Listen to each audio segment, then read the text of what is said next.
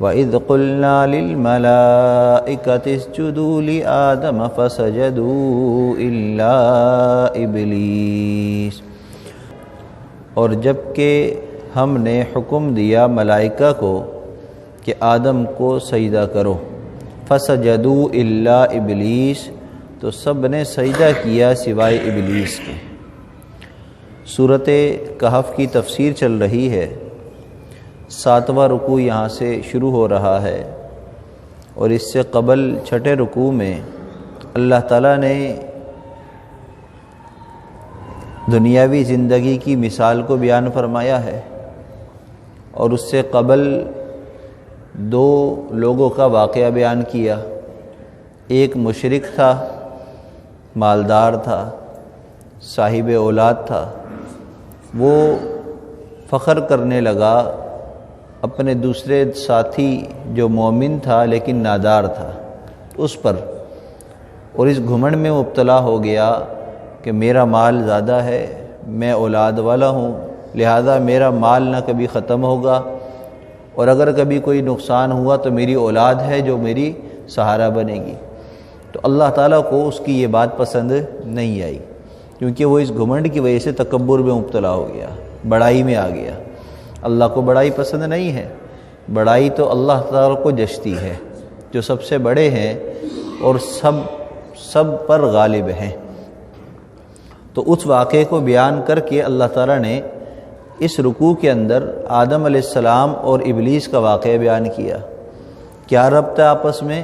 کہ وہاں پر بھی تکبر کی وجہ سے اس کا مال ضائع ہوا، جو کام اللہ کو پسند نہیں تھا وہ کام اس نے کیا، اور اس واقعے میں بھی ابلیس جو ہے وہ پہلے طاؤس الملائکہ تھا، اللہ کے دربار میں سب سے آگے تھا عبادت کرنے میں، لیکن اللہ کے ایک حکم کی نافرمانی کی اور تکبر کیا اس نے، اس تکبر کی وجہ سے وہ راندہ درگاہ ہو گیا۔ تو اس نسبت سے اس واقعے کو یہاں پر آگے بیان کیا گیا ہے، جس میں یوں کہا گیا وَإِذْ قُلْنَا لِلْمَلَائِكَةِ اسْجُدُوا لِآدَمَ۔ اب یہ جو آیت ہے، یہ جو واقعہ ہے، یہ قرآن میں پہلا واقعہ نہیں ہے، یعنی کہ یہی واقعہ کئی جگہ پر ہے، تو اس کو کہتے ہیں تکرار۔ کیا کہتے ہیں؟ تکرار، ایک ہی بات بار بار ہونا۔ اب قرآن پاک تو اللہ کا کلام ہے، اور تکرار کلام میں ہونا یہ تو اس کے لیے خوشنمائی بات نہیں ہے، اس کی بلاغت کے خلاف ہے۔ تو اللہ کے کلام کے اندر ایک ہی بات بار بار کیوں آ رہی ہے؟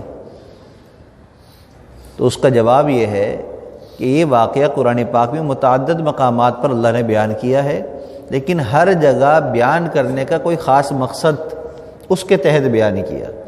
واقعہ مقصود نہیں، اس واقعے کے اندر ایک نصیحت ہوتی ہے، جس نصیحت کے ساتھ جو ہے وہ منسوب ہوتا ہے، تو اس وجہ سے اس کو بیان کیا گیا ہے۔ تو قرآن پاک میں جہاں جہاں بیان کیا گیا وہاں کوئی نہ کوئی خاص مقصد تھا جس کے تحت اس کو مثال کے طور پر پیش کیا۔ اور یہاں پر کیوں پیش کیا؟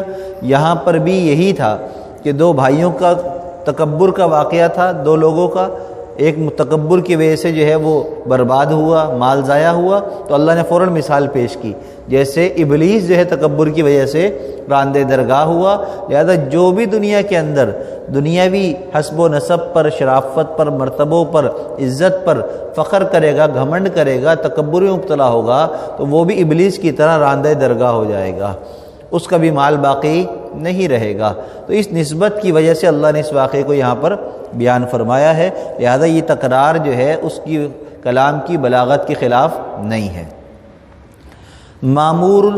معمور کون ہے سجدے کا؟ حکم کس کو دیا گیا؟ ملائکہ کو۔ کس کو دیا گیا؟ ملائکہ کو۔ ملائکہ کون ہیں؟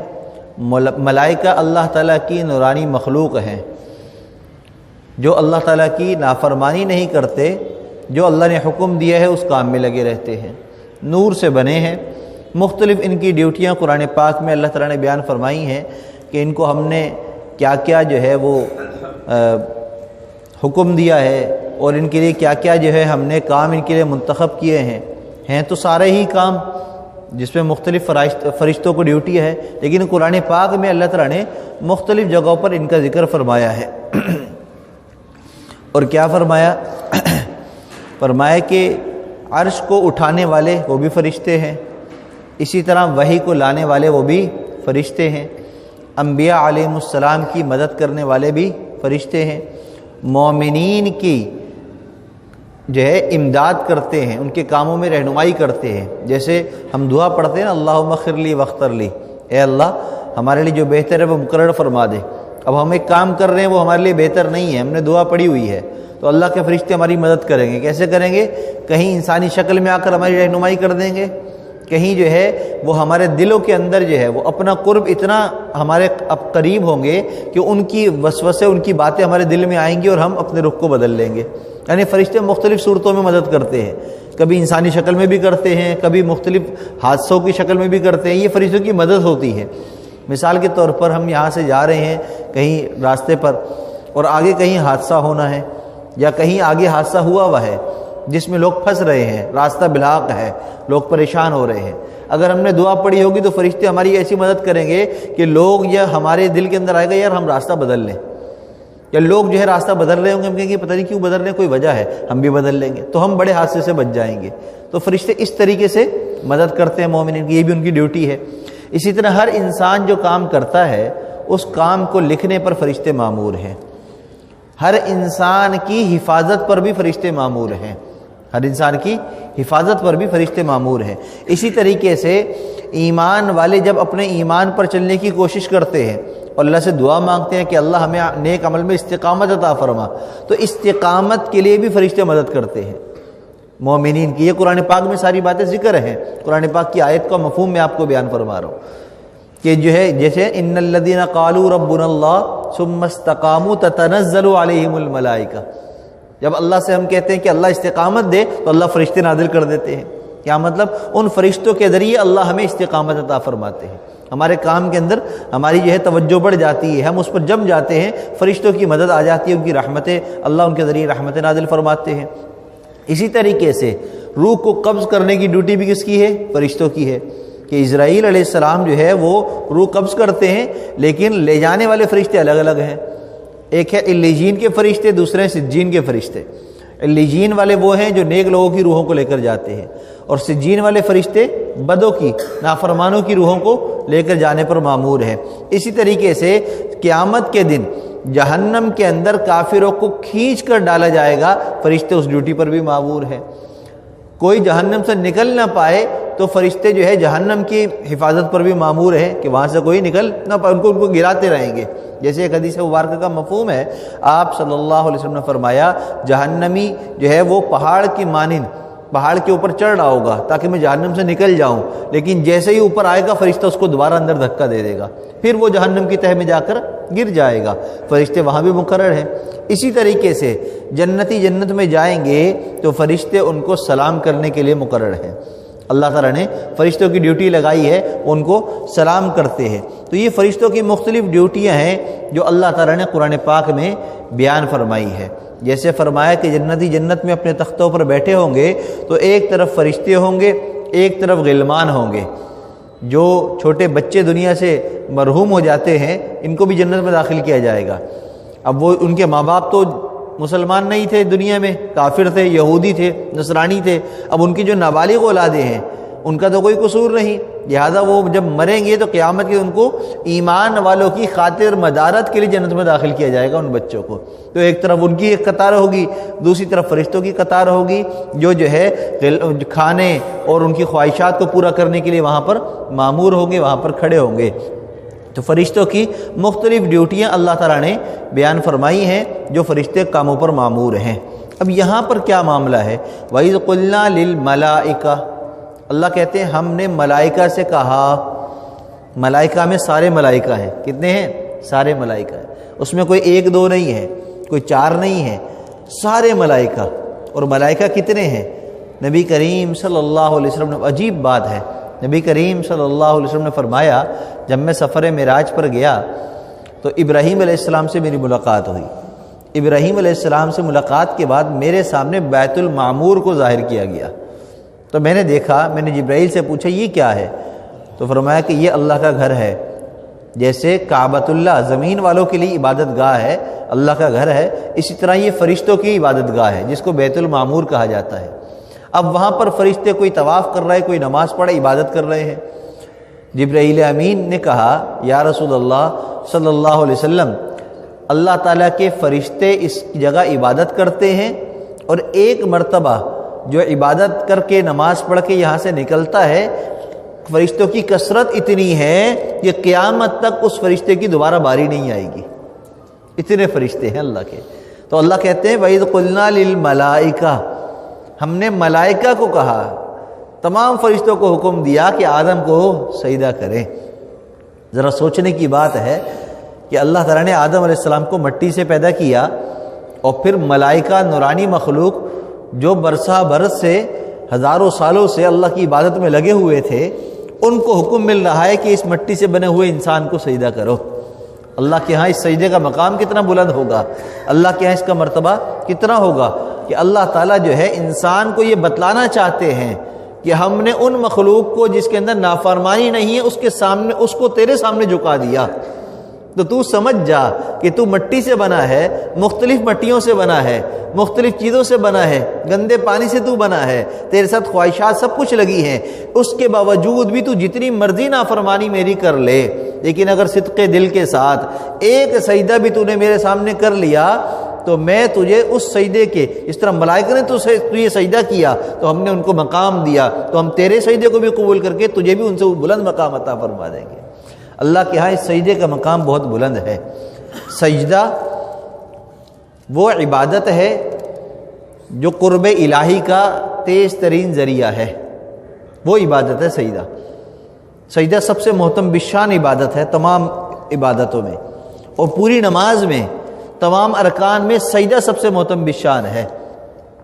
اور اس عبادت کی خاصیت ہے، قیام میں کھڑے ہونا تو شیطان وسوسہ ڈال سکتا ہے، رکوع میں بھی ڈال سکتا ہے، قوم میں بھی ڈال سکتا ہے، لیکن سجدہ وہ عبادت ہے جیسے ہی انسان سجدے میں جاتا ہے شیطان کا اس پر سے غلبہ ختم ہو جاتا ہے۔ شیطان سجدے کے اندر وسوسے نہیں ڈال سکتا۔ وجہ کیا ہے؟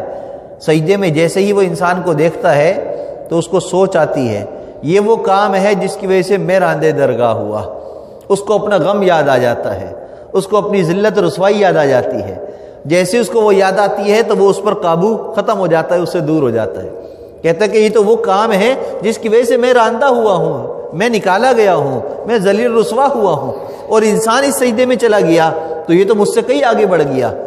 احساس کمتری، جیسے انسانوں میں ایک جملہ استعمال ہوتا ہے احساس کمتری کا شکار ہو جانا، تو شیطان سجدے میں جب انسان جاتا ہے تو ایسا احساس کمتری کا شکار ہوتا ہے، اس کے غم تازے ہو جاتے ہیں اور انسان پر اس کا قابو ختم ہو جاتا ہے۔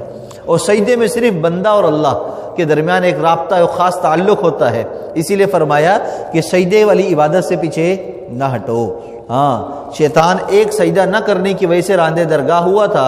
اے مسلمان، تو یہ دن میں 5 مرتبہ نماز کے لیے بلایا جاتا ہے، اس سجدے کی دعوت دی جاتی ہے کہ اس سجدے کی طرف آ جاؤ، جس کے بارے میں شاعر نے کیا عجیب بات کہی، فرمایا کہ ایک ہی صف میں کھڑے ہو گئے محمود و ایاز، نہ کوئی بندہ رہا نہ کوئی بندہ نواز۔ ہاں، یہ نماز وہ عبادت ہے جس میں بندہ کھڑا ہوتا ہے تو اس میں سب فرق ختم ہو جاتے ہیں، گورے کالے کا، عرب عجم کا، بڑے چھوٹے کا، امیر غریب کا، سب کا فرق ختم ہو جاتا ہے۔ یہاں ایک صف میں سارے کھڑے ہوتے ہیں، اس لیے کہ یہ اللہ کا دربار ہے۔ اور کھڑے کیوں ہیں؟ کھڑے کیوں ہیں؟ سجدہ کرنے کے لیے۔ کس کے لیے؟ سجدہ کرنے کے لیے۔ اگر نماز میں سجدہ نہ ہو تو نماز ہی نہیں ہے، نماز ہی نہیں ہے، وہ تو دعا ہو گئی، وہ تو دعا ہو گئی۔ آپ یوں کھڑے ہو گئے بس، یہ تو ہم کسی کے پاس جاتے ہیں وہاں پر بھی ہم کھڑے ہوتے ہی ہو، تو دنیا کے بادشاہوں کے سامنے، دنیا کے مرتبہ والوں کے سامنے بھی ہم ہاتھ باندھ کر کھڑے ہوتے ہیں۔ تو کھڑا ہونا کوئی کمال نہیں، اصل کھڑے ہونے کے بعد جو اللہ سجدے کی توفیق عطا فرماتے ہیں وہ اصل عبادت ہے۔ لہذا زمین پر سجدے کی طاقت جس کو مل رہی ہے اس پر اللہ کا شکر ادا کیا کریں۔ اور ہر رکعت میں کتنے سجدے ہیں؟ 2 سجدے ہیں۔ کتنے ہیں؟ 2 ہیں۔ بھئی عاجزی تو ہے، عبادت تو ایک سجدے سے بھی ادا ہو جاتی ہے، 2 کیوں ہیں؟ 2 کیوں ہیں؟ یہ کبھی ذہن میں سوال آیا؟ نہیں، اس لیے کہ یہ اللہ کا حکم ہے، ہم پورا کر رہے ہیں، لیکن سوال ہے کہ عاجزی جو ہے وہ تو ایک سجدے میں پوری ہو جاتی ہے۔ ایک ہی سجدہ جو ہے اتنا طویل کرنے کا حکم دے دیا جاتا جس میں 3 کے بجائے جو ہے نا 11 تسبیح پڑھنے کا حکم مل جاتا، 7 دفعہ مل جاتا، 9 دفعہ مل جاتا، 21 مرتبہ مل جاتا، عقدت میں حکم مل جاتا، تاکہ طویل سجدہ ہو، تاکہ عاجزی بھی طویل ہو جائے، اللہ کا قرب بھی طویل مل جائے۔ لیکن ایسا نہیں ہوا، فرمایا کہ نہیں، ایک نہیں 2 سجدے کرو۔ کتنے کرو؟ 2 سجدے کرو۔ علماء نے بڑا عجیب نکتہ لکھا، فرمایا کہ پہلا سجدہ جو ہے وہ اللہ کے حکم کی بجا آوری کے لیے ہے۔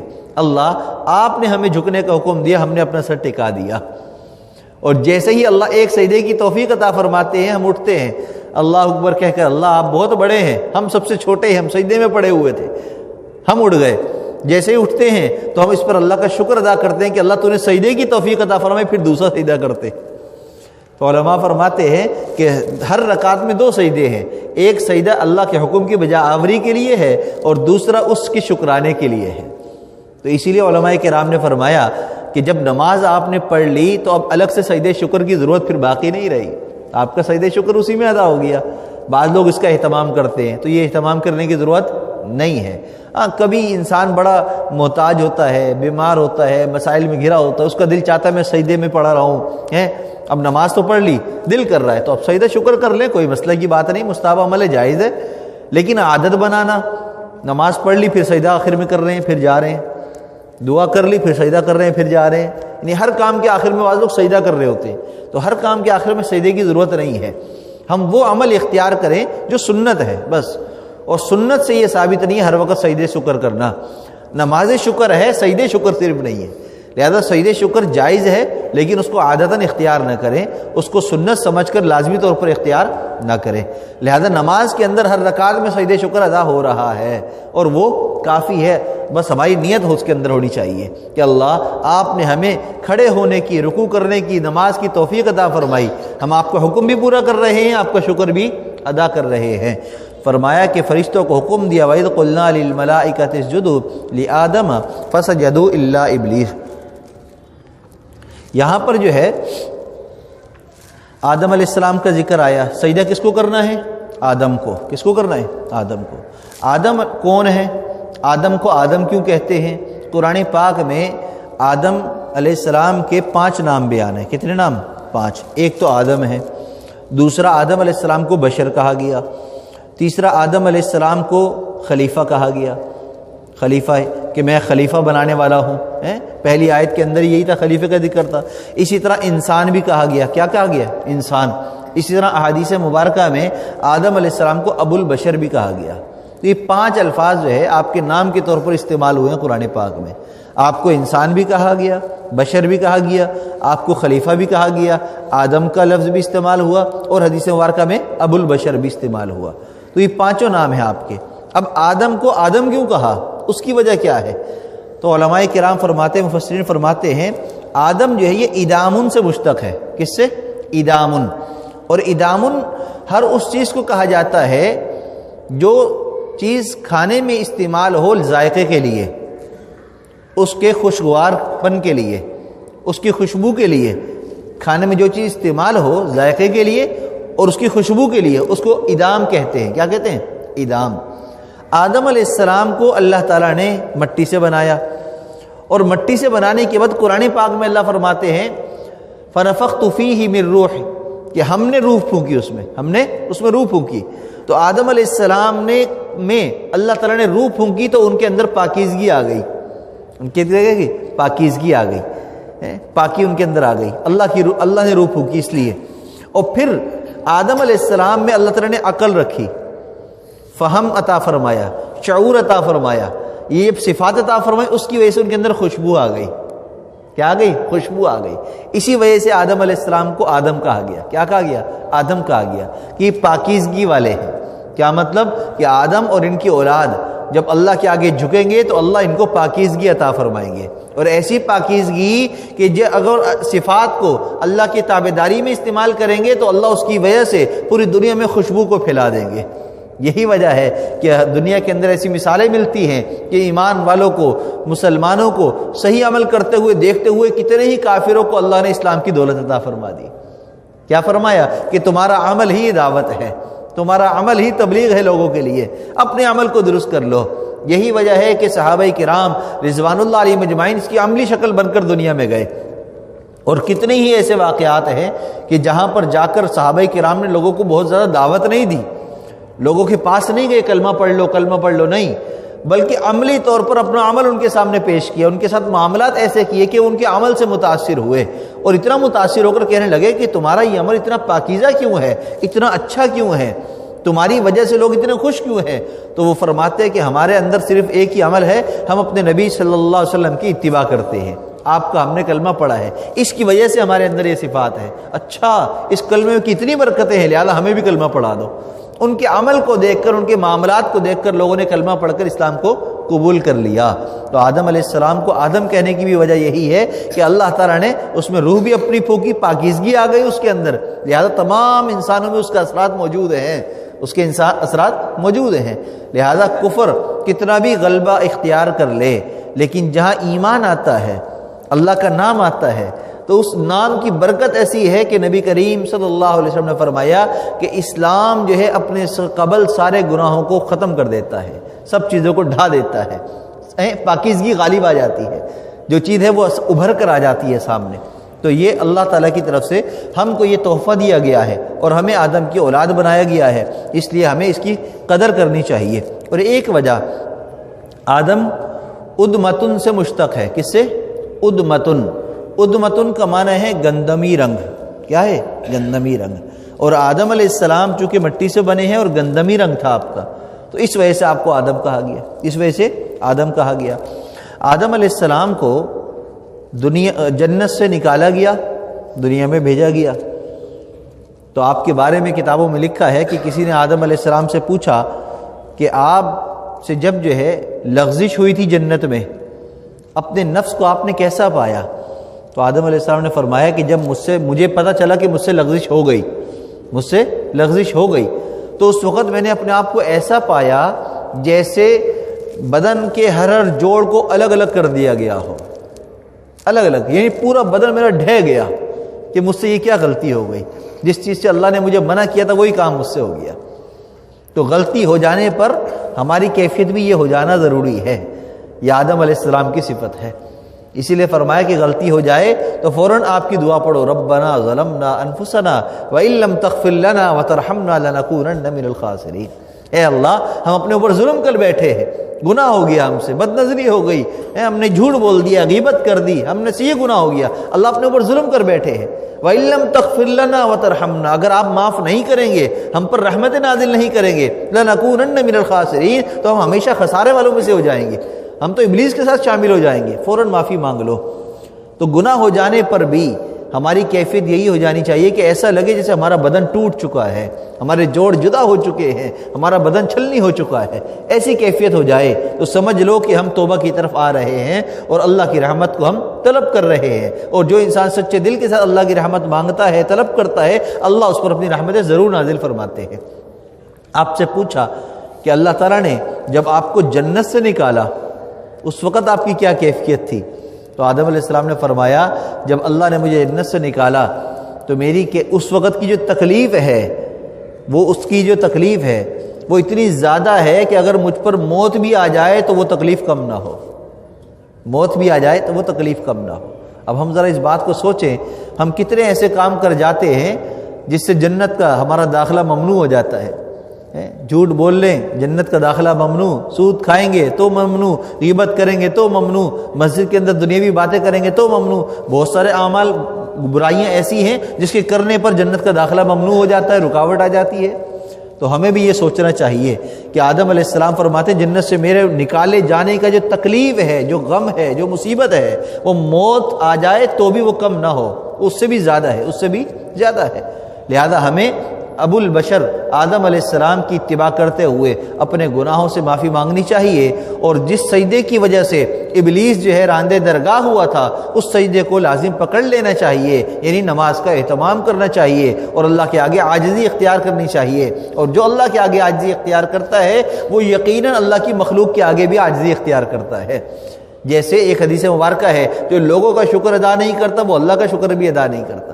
بالکل اسی طرح اللہ کے آگے سجدہ ریز اور عاجزی اختیار کرنے کی پہچان کیا ہے کہ جو اللہ کے سامنے عاجز ہوگا وہ یقیناً لوگوں کے سامنے بھی عاجز ہوگا، لوگوں کے سامنے بھی محتاج بن کر رہے گا۔ یہ نہیں کہ نماز پڑھ لی پھر اکڑ دکھائے گا، اگر اکڑ دکھا رہا ہے تو اس کا مطلب اللہ کے سامنے عاجزی نہیں کر رہا، یہ پہچان ہے عاجزی کی۔ لہٰذا ہم عاجزی اگر اپنی چاہتے ہیں کہ اللہ کے سامنے عاجز بن جائیں تو ہم لوگوں کے سامنے بھی عاجز بن جائیں، مسکین بن جائیں، ہاں اپنے آپ کو بڑا نہ سمجھیں، بڑا نہ کہیں، بڑائی اپنی ظاہر